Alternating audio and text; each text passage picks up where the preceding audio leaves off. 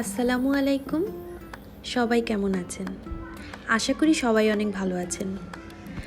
আমি আজকে করে দেখাবো গলদা চিংড়ির ঘিলু রান্না করে।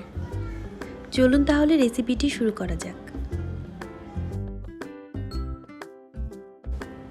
প্রথমে চুলায় একটি ফ্রাই প্যান বসিয়ে আমি তেল দিয়ে দিব পরিমাণ মতো।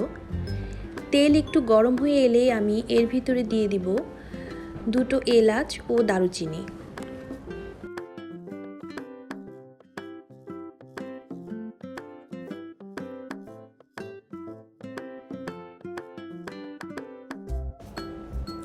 আমি এখন দিয়ে দেব পেঁয়াজ 2 টেবিল চামচ, দিয়ে ভালোভাবে পেঁয়াজটিকে একটু বাদামি করে ভেজে নিতে হবে।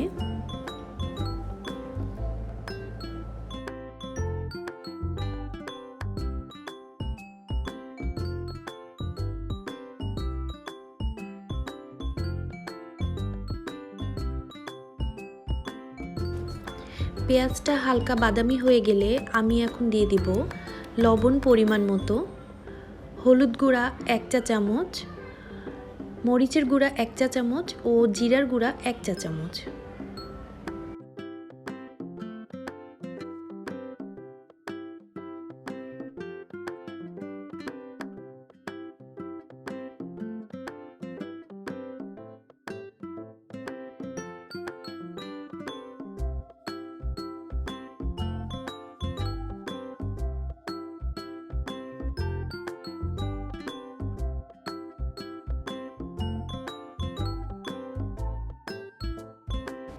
পেঁয়াজ ভালোভাবে লাল হয়ে গেলে আমি পানি দিয়ে দিব সামান্য। পানি দিয়ে ভালোভাবে নেড়েচেড়ে আমি এর ভিতরে দিয়ে দিব রসুন বাটা 1 চা চামচ ও আদা বাটা 1 চা চামচ, দিয়ে ভালোভাবে মশলাটিকে কষিয়ে নিতে হবে। মশলাটি কষিয়ে নেওয়া হয়ে গেলে আমি এর ভিতরে দিয়ে দিব গলদা চিংড়ির ঘিলু দিয়ে ভালোভাবে নেড়েচেড়ে আমি এটিকে রান্না করব 10 থেকে 15 মিনিট।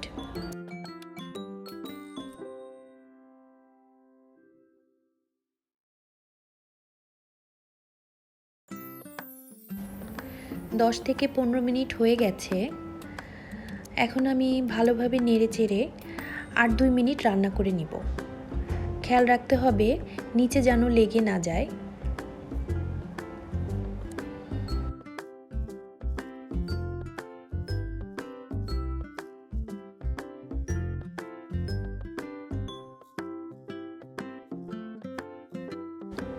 আমার ঘিলু রান্না হয়ে গেছে।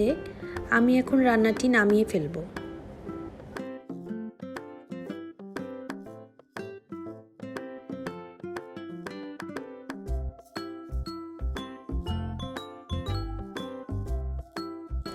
আশা করি খুলনা অঞ্চলের এই মজাদার গলদা চিংড়ির ঘিলুর রান্নাটি আপনাদের কাছে ভালো লেগেছে। ভালো লেগে থাকলে লাইক, কমেন্ট এবং সাবস্ক্রাইব করে সাথে থাকবেন। আল্লাহ হাফেজ।